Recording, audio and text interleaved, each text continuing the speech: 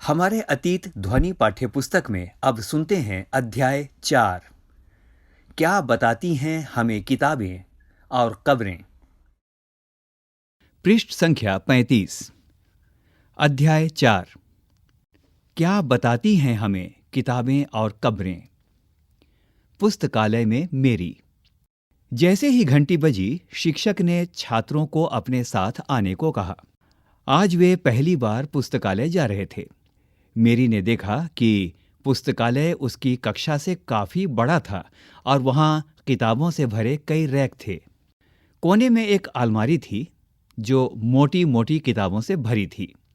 मेरी को एक अलमारी खोलने की कोशिश करते देख शिक्षक ने कहा, उस अलमारी में अलग अलग धर्मों से जुड़ी महत्वपूर्ण किताबें हैं। क्या तुम्हें मालूम है कि हमारे पास वेदों का भी एक संग्रह है? मेरी सोचने लगी, वेद क्या है? चलो पता लगाएं। दुनिया के प्राचीनतम ग्रंथों में एक। शायद तुमने वेदों के बारे में सुना होगा। वेद 4 हैं: ऋग्वेद, सामवेद, यजुर्वेद तथा अथर्ववेद। सबसे पुराना वेद है ऋग्वेद, जिसकी रचना लगभग 3500 साल पहले हुई। ऋग्वेद में 1000 से ज्यादा प्रार्थनाएं हैं जिन्हें सूक्त कहा गया है। सूक्त का मतलब है अच्छी तरह से बोला गया। ये विभिन्न देवी देवताओं की स्तुति में रचे गए हैं। इनमें से 3 देवता बहुत महत्वपूर्ण हैं: अग्नि, इंद्र और सोम। अग्नि आग के देवता, इंद्र युद्ध के देवता हैं और सोम एक पौधा है जिससे एक खास पेय बनाया जाता था। वैदिक प्रार्थनाओं की रचना ऋषियों ने की थी। आचार्य विद्यार्थियों को इन्हें अक्षरों, शब्दों और वाक्यों में बांटकर सस्वर पाठ द्वारा कंठस्थ करवाते थे। अधिकांश सूक्तों के रचयिता सीखने और सिखाने वाले पुरुष थे। कुछ प्रार्थनाओं की रचना महिलाओं ने भी की थी। ऋग्वेद की भाषा प्राक संस्कृत या वैदिक संस्कृत कहलाती है। तुम स्कूल में जो संस्कृत पढ़ती हो उससे यह भाषा थोड़ी भिन्न है। पृष्ठ संख्या 36। संस्कृत और अन्य भाषाएं। संस्कृत भाषा भारोपीय यानी भारत और यूरोपीय भाषा परिवार का एक हिस्सा है। भारत की कई भाषाएं, असमिया, गुजराती, हिंदी, कश्मीरी और सिंधी, एशियाई भाषाएं जैसे फारसी तथा यूरोप की बहुत सी भाषाएं जैसे अंग्रेजी, फ्रांसीसी, जर्मन, यूनानी, इतालवी, स्पेनिश आदि इसी परिवार से जुड़ी हुई हैं। उन्हें एक भाषा परिवार इसीलिए कहा जाता है क्योंकि आरंभ में उनमें कई शब्द एक जैसे थे। उदाहरण के लिए मातृ संस्कृत में है, हिंदी में वही माँ और अंग्रेजी में उसी को मदर कहते हैं। इन शब्दों को ध्यान से देखो। क्या तुम्हें इनमें कोई समानता नजर आती है? उपमहाद्वीप में दूसरे भाषा परिवारों की भी भाषाएं बोली जाती हैं।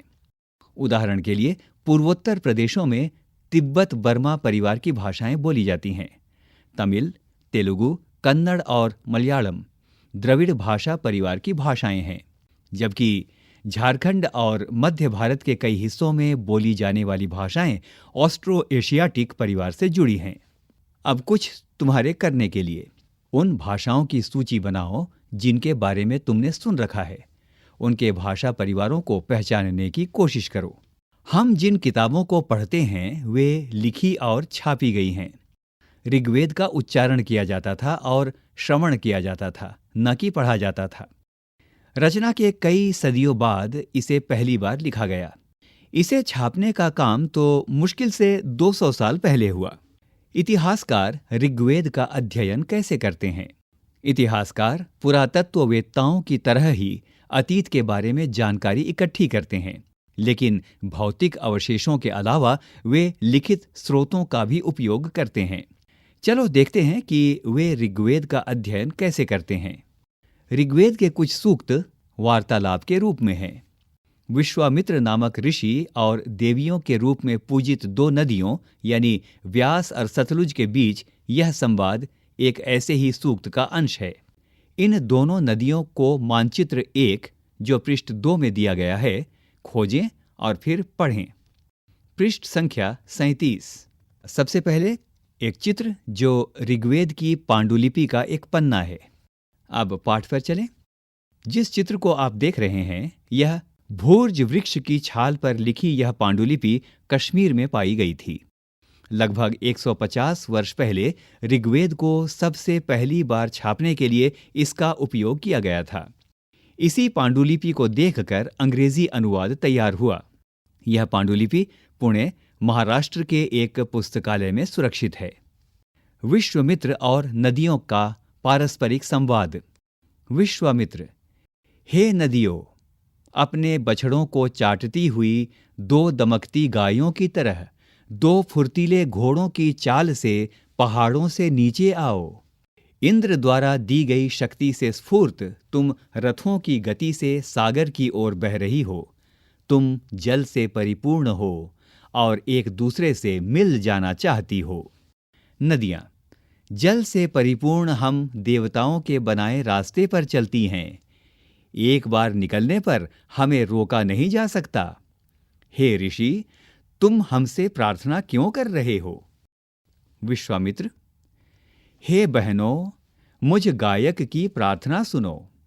मैं रथों और गाड़ियों सहित बहुत दूर से आया हूँ। कृपा करके अपने जल को हमारे रथों और गाड़ियों की धुरियों के ऊपर ना उठाओ, ताकि हम आसानी से उस पार जा सकें।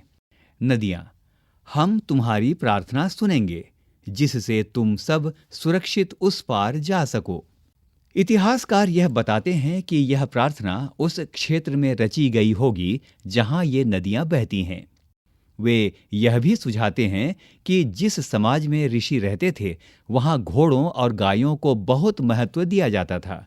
इसीलिए नदियों की तुलना घोड़ों और गायों से की गई है। अब कुछ तुम्हारे सोचने के लिए।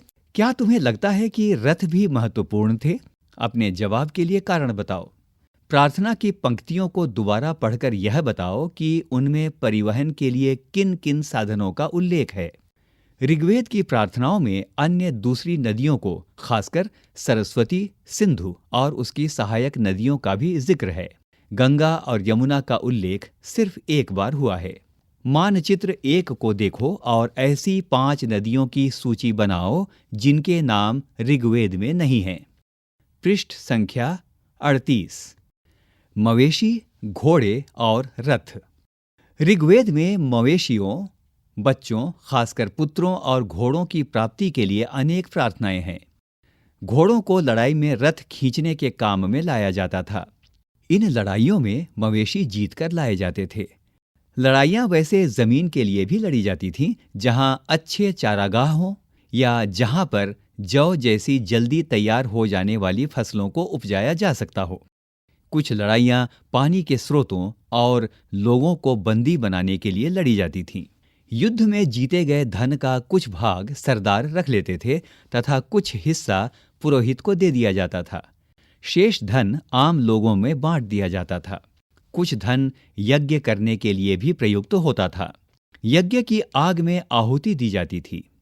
ये आहुतियां देवी देवताओं को दी जाती थीं। घी, अनाज और कभी-कभी जानवरों की भी आहुति दी जाती थी। अधिकांश पुरुष इन युद्धों में भाग लेते थे।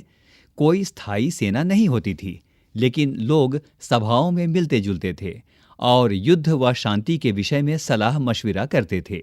यहाँ वे ऐसे लोगों को अपना सरदार चुनते थे जो बहादुर और कुशल योद्धा हों।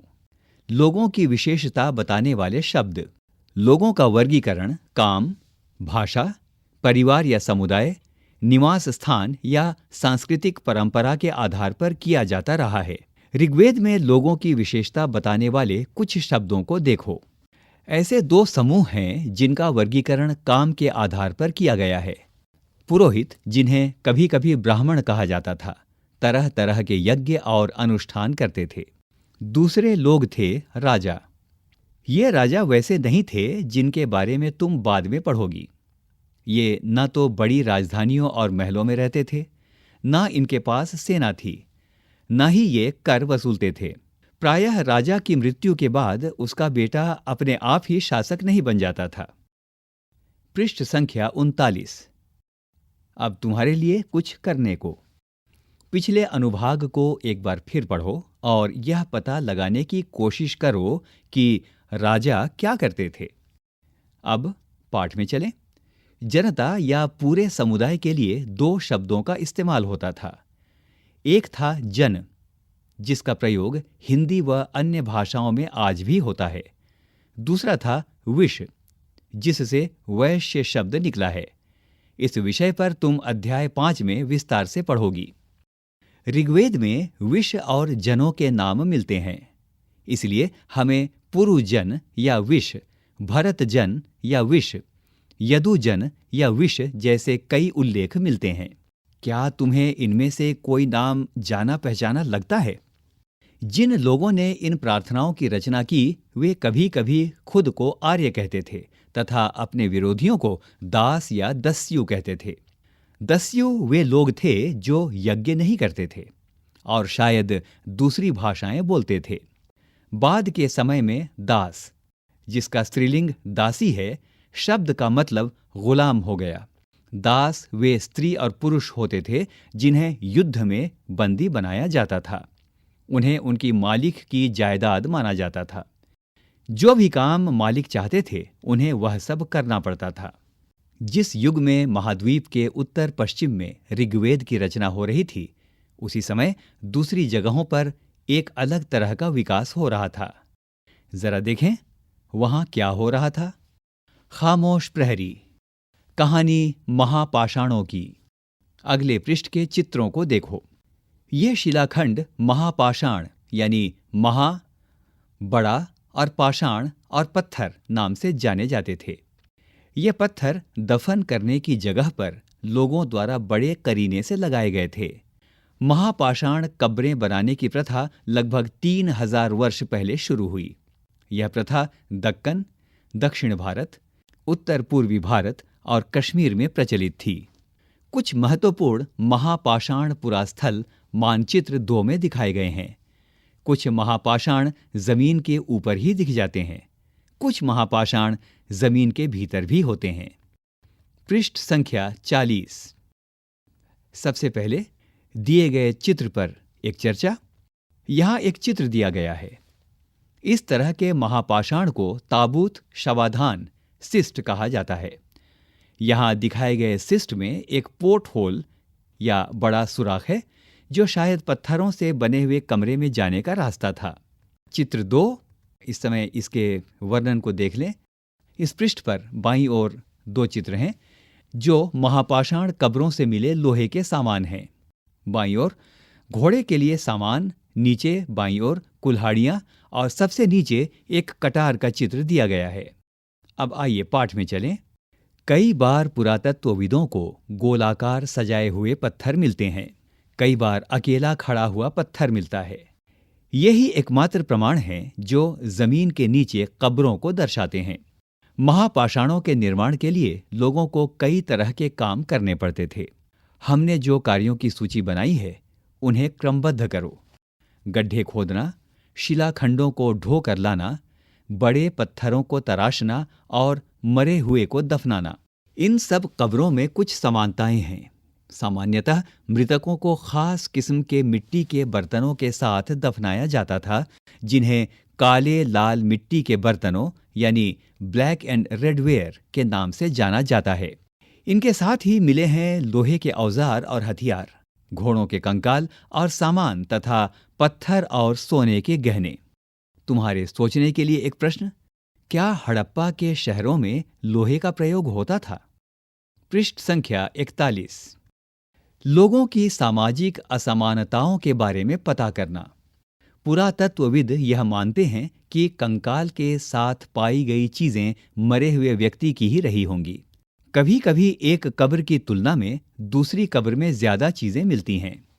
मानचित्र 2 पर, जो पृष्ठ 13 में दिया गया है, ब्रह्मगिरी को खोजो। यहां एक व्यक्ति की कब्र में 33 सोने के मनके और शंख पाए गए हैं। दूसरे कंकालों के पास सिर्फ कुछ मिट्टी के बर्तन ही पाए गए। यह दफनाए गए लोगों की सामाजिक स्थिति में भिन्नता को दर्शाता है। कुछ लोग अमीर थे तो कुछ लोग गरीब, कुछ लोग सरदार थे तो दूसरे अनुयायी। क्या कुछ कब्रगाहें खास परिवारों के लिए थीं? कभी कभी महापाषाणों में एक से अधिक कंकाल मिले हैं। वे यह दर्शाते हैं कि शायद एक ही परिवार के लोगों को एक ही स्थान पर अलग अलग समय पर दफनाया गया था। बाद में मरने वाले लोगों को पोर्ट होल के रास्ते कब्रों में लाकर दफनाया जाता था। ऐसे स्थान पर गोलाकार लगाए गए पत्थर या चट्टान चिन्हों का काम करते थे, जहां लोग आवश्यकतानुसार शवों को दफनाने दोबारा आ सकते थे। इनाम गांव के एक विशिष्ट व्यक्ति की कब्र। मानचित्र 2 में, जो पृष्ठ 13 में दिया गया है, इनाम गांव को खोजो। यह भीमा की सहायक नदी घोड़ के किनारे एक जगह है। इस जगह पर 3600 से 2700 साल पहले लोग रहते थे।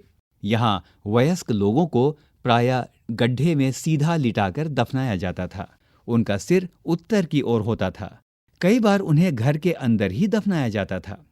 ऐसे बर्तन जिनमें शायद खाना और पानी हो, दफनाए गए शव के पास रख दिए जाते थे।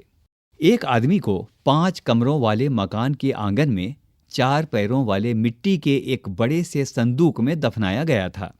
बस्ती के बीच में बसा यह घर गांव के सबसे बड़े घरों में से एक था। इस घर में एक अनाज का गोदाम भी था। शव के पैर मुड़े हुए थे। पृष्ठ संख्या 42। तुम्हारे सोचने के लिए, क्या तुम्हें लगता है कि यह किसी सरदार का शव था? अपने जवाब का कारण बताओ। क्या बताते हैं हमें कंकालों के अध्ययन? छोटे आकार के आधार पर एक बच्चे के कंकाल को आसानी से पहचाना जा सकता है, लेकिन एक बच्चे और बच्ची के कंकाल के बीच कोई बड़ा फर्क नहीं होता। क्या हम यह पता लगा सकते हैं कि कंकाल किसी पुरुष का था या स्त्री का? कभी कभी लोग कंकाल के साथ मिले सामानों के आधार पर इसका अंदाजा लगाते हैं। उदाहरण के लिए, यदि कंकाल के साथ गहने मिलते हैं तो कई बार उसे महिला का कंकाल मान लिया जाता है। लेकिन ऐसी समझ के साथ समस्याएं हैं, क्योंकि अक्सर पुरुष भी आभूषण पहनते थे। कंकाल का लिंग पहचानने का बेहतर तरीका उसकी हई स्त्रियों की जांच है। चूंकि महिलाएं बच्चों को जन्म देती हैं, इसलिए उनका कटी प्रदेश या कूल्हा पुरुषों से ज्यादा बड़ा होता है। ये समझ कंकालों के आधुनिक अध्ययन पर आधारित है। आज से लगभग 2000 साल पहले चरक नाम के प्रसिद्ध वैद्य हुए थे। उन्होंने चिकित्सा शास्त्र पर चरक संहिता नाम की किताब लिखी।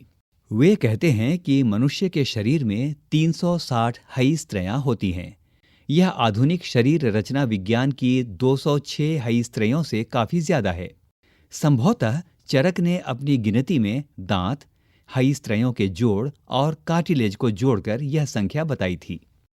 तुम्हारे लिए कुछ करने को। जरा सोचो, तुम्हारे अनुसार शरीर के बारे में उन्होंने इतनी विस्तृत जानकारी कैसे इकट्ठा की होगी? इनाम गांव के लोगों के काम धंधे। इनाम गांव में पुरातत्वविदों को गेहूं, जौ, चावल, दाल, बाजरा, मटर और तिल के बीज मिले हैं। कई जानवरों की हड्डियां भी मिली हैं। कई हड्डियों पर काटने के निशान से यह अंदाजा होता है कि लोग इन्हें खाते होंगे। गाय, बैल, भैंस, बकरी, भेड़, कुत्ता, घोड़ा, गधा, सुअर, सांभर, चितकबरा, हिरण, कृष्ण मृग, खरहा, नेवला, चिड़िया, घड़ियाल, कछुआ, केकड़ा और मछली की हड्डियां भी पाई गई हैं। ऐसे साक्ष्य मिले हैं कि बेर, आंवला, जामुन, खजूर और कई तरह की रस भरियां एकत्र की जाती थीं। पृष्ठ संख्या 43। इस प्रमाण के आधार पर इनाम गांव के लोगों के काम धंधों की एक सूची बनाओ। अन्यत्र, यहाँ एक चित्र दिया गया है जिसमें चीन में व्यवहार में लाने वाली पांडुलिपि का चित्र है। एटलस में चीन को देखो।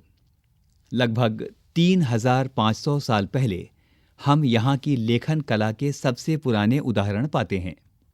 यह जानवरों की हड्डियों पर लिखा गया था। इन्हें भविष्यवाणी करने वाली हड्डियां कहा जाता है, क्योंकि यह मान्यता थी कि ये भविष्य बताती हैं। राजा लोग लिपिकारों से इन हड्डियों पर सवाल लिखवाते थे, जैसे क्या वे युद्ध जीतेंगे, क्या फसलें अच्छी होंगी, या फिर क्या उन्हें पुत्र होंगे? फिर इन हड्डियों को आग में डाल दिया जाता था, जहां इनमें गर्मी से चटक कर दरारें पड़ जाती थीं। भविष्यवक्ता इन दरारों को बड़े ध्यान से देखकर भविष्यवाणी करने की कोशिश करते थे। जैसा शायद तुम भी सोच रही होगी, ये भविष्यवक्ता कभी-कभी गलती भी करते थे। ये राजा शहरों में महल बनाकर रहते थे। उन्होंने बेशुमार दौलत इकट्ठी कर ली थी, जिनमें बड़े-बड़े नक्काशी किए हुए कांसे के बर्तन भी शामिल थे, लेकिन वे लोहे का इस्तेमाल करना नहीं जानते थे। ऋग्वेद के राजा और इन राजाओं के बीच कोई फर्क बताओ। उपयोगी शब्द। इस पाठ में दिए गए उपयोगी शब्दों की सूची। वेद, प्रार्थना, भाषा, रथ, यज्ञ, राजा, दास, महापाषाण, कब्र, कंकाल, लोहा। कल्पना करो कि तुम 3000 वर्ष पहले के इनाम गांव में रहती हो। पिछली रात सरदार की मृत्यु हो गई। आज तुम्हारे माता पिता दफन की तैयारी कर रहे हैं। यह बताते हुए सारे दृश्य का वर्णन करो कि अंतिम संस्कार के लिए कैसे भोजन तैयार किया जा रहा है। तुम्हें क्या लगता है, खाने में क्या दिया जाएगा? पृष्ठ संख्या 44। सबसे पहले कुछ महत्वपूर्ण तिथियां। वेदों की रचना का प्रारंभ लगभग 3500 साल पहले। महापाषाणों के निर्माण की शुरुआत लगभग 3000 साल पहले। इनाम गांव में कृषकों का निवास लगभग 3600 से 2700 साल पहले। वैद्य चरक लगभग 2000 साल पहले। आओ याद करें। यहाँ कुछ शब्द दिए गए हैं। इन शब्दों को आपके लिए प्रस्तुत करेंगे और उसके बाद वो वाक्य दिए गए हैं जिन्हें आपको इनके साथ सुमेल करना है। सूक्त, रथ, यज्ञ, दास, महापाषाण। इन शब्दों को आपको इन शब्दों के साथ सुमेल करना है। सजाए गए पत्थर, अनुष्ठान, अच्छी तरह से बोला गया, युद्ध में प्रयोग किया जाता था, गुलाम। 2. वाक्यों को पूरा करो। क. खाली स्थान के लिए दासों का इस्तेमाल किया जाता था। ख. खाली स्थान में महापाषाण पाए जाते हैं। ग. जमीन पर गोले में लगाए गए पत्थर या चट्टान खाली स्थान का काम करते थे। घ. पोर्ट होल का इस्तेमाल खाली स्थान के लिए होता था। अंग. इनाम गांव के लोग खाली स्थान खाते थे। आओ चर्चा करें। 3. आज हम जो किताबें पढ़ते हैं वे ऋग्वेद से कैसे भिन्न हैं? 4. पुरातत्वविद कब्रों में दफनाए गए लोगों के बीच सामाजिक अंतर का पता कैसे लगाते हैं? 5. एक राजा का जीवन दास या दासी के जीवन से कैसे भिन्न होता था? पृष्ठ संख्या 45। आओ करके देखें। 6. पता करो कि तुम्हारे विद्यालय के पुस्तकालय में धर्म के विषय पर किताबें हैं या नहीं। उस संग्रह से किन्हीं 5 पुस्तकों का नाम बताओ। 7. एक याद की हुई कविता या गीत लिखो। तुमने उस कविता या गीत को सुनकर याद किया था या पढ़कर? 8. ऋग्वेद में लोगों का वर्गीकरण उनके कार्य या उनकी भाषा के आधार पर किया जाता है। यहाँ एक तालिका दी गई है। इस तालिका में तुम 6 परिचित लोगों के नाम भरो। उनमें 3 पुरुष और 3 महिला होने चाहिए। प्रत्येक का पेशा और भाषा लिखो। क्या तुम उस विवरण में कुछ और जोड़ना चाहोगी? यहाँ एक सारिणी दी गई है और जिसके 4 भाग हैं और उनके भागों के शीर्षक को इस समय मैं पढ़ देता हूँ और आपको इनके अनुसार इसे भरना है। नाम, कार्य, भाषा, अन्य। अभी आप सुन रहे थे कक्षा 6 की इतिहास की पाठ्यपुस्तक हमारे अतीत का चौथा अध्याय।